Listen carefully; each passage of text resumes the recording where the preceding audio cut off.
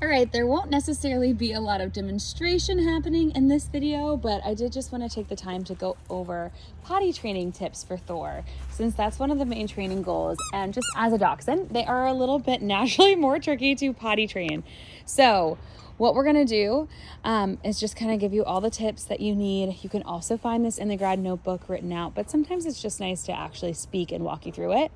So most important thing is keeping him on a routine. And I know that's really, really basic advice and self-explanatory, but still like to reiterate the fact that even if you can't follow the exact schedule every day, like maybe on the weekends, you guys wake up a little bit later than you do on the weekdays when you're getting ready for school or work or whatever the case may be, that's completely fine. We just want to follow a basic routine. He's done pretty well overnight at this point, that changing it up a little bit for when you get him out of bed in the morning is okay. But we still want to make sure that we're following the basic routine of he goes out right away. We usually do potty time and then a little bit of play time or training time just to reinforce potty training, and we'll get more into that in a sec.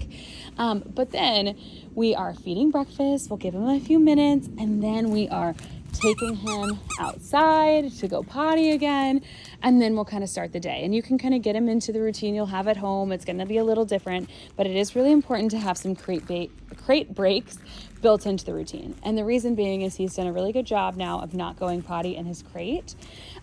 He was having a few crate accidents here and there, but I do think it's improved tremendously. So still really good just to have that structure involved. So we want to have some crate breaks, etc. Make sure, you've got the routine down after dinner of when he's going to go out and an extra potty break before bed, etc. So just keeping that routine is super, super important. Now, the second big piece of advice, and this one is major, is when you first take him outside, I want you to be super boring, and I do not want you to really interact with him. So I want you to just stand there, say, Thor, go potty, and that's it. We're going to be real, real calm. Sit. Yes, good boy. We're going to be super calm, super, super boring. And then once he goes potty, we're going to mark, yes, good potty. We're going to throw a little potty party. We're going to tell him what a great job he did. So awesome. We're going to be super hyped up. And then we can go right into our playtime, training, etc. But basically, we want to make sure you've got at least 3 to 5 minutes built in that you can give him some attention, playtime, something interactive after he goes potty. So if you think it's going to take him like 5 to 10 minutes is kind of our goal for them to find a spot to go potty, pee, and poop. Sometimes it takes a little bit longer for them to find a spot and actually go poop, but he's done a pretty good job of going within 5 minutes. So you shouldn't have that issue. So if it normally takes them 5 to 10 minutes, you want to have at least 15 built into your schedule to take them out. And if the last 5 to 10 can be for your interactive time. And that's really important, because if we're being really, really boring, and then after he goes potty, we're going to interact, we're going to do something fun, we're going to do training, etc. It just kind of makes going potty the key to unlock all the fun, which makes it much easier to encourage him to go potty very first thing. And in general, we see a lot more success with potty training if they learn to go immediately when they get outside. Where pups start to run into trouble, even if they start to understand the concept, is they get outside, they get distracted, they think it's playtime, and then they don't go. And then it's time to go in because you've got other stuff to do in your day, or you're just like, all right, I guess he doesn't have to because we've waited long enough. And then they have an accident, because now it's like it's not as exciting to be inside, or if he didn't go and he's really got to go, then we have crate accidents or whatever the case may be.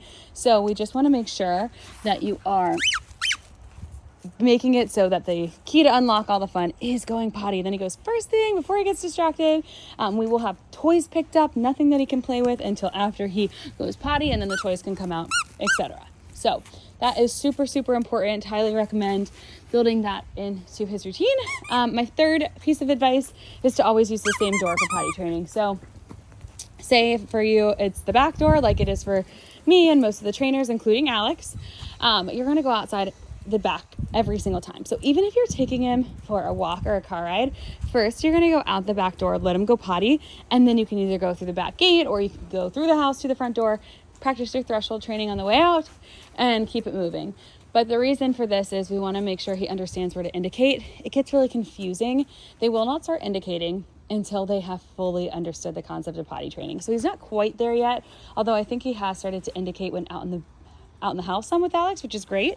But basically, we want him to know where to indicate. And it gets super confusing. I've had people where, the dog was indicating well and they go home and then we talk and, they're using the front door sometimes because they're going to go for a walk or take the kids to the school bus stop, and then they're doing the back door, but also their bedroom has a door to go out, and then they also use the garage door sometimes because that's easier or whatever. But then the dog doesn't really know where to indicate if they've got to go outside and go potty. So just make one door his designated potty door for now, and as he matures and grows and you start to go out other doors, he'll start to learn the closest door. It'll be a pretty natural progression, but for now, just use one. Okay. Those are all the top potty training tips. Other ones, just super basic. Pull up water a couple hours before bedtime. Same if you have to leave the house. So if you're going to go run errands or you're going to go grab dinner. Yes, good potty, good boy. Make sure that he has water picked up ahead of time. So if you're going to be gone for a couple hours, pick it up about an hour before you leave, and that way he doesn't have to go potty while you're gone, and just kind of build that into your routine and think about it. So make sure he gets enough water for the day, etc.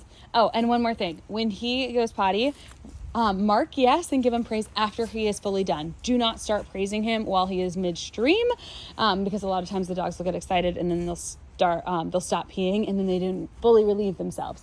So as soon as he stands up, so he's going to squat to pee, or go number 2. And then as soon as he is done, he is out of that position, then you can mark yes and throw that potty party that I mentioned before. So those are the potty training tips. Please let me know if you have any questions.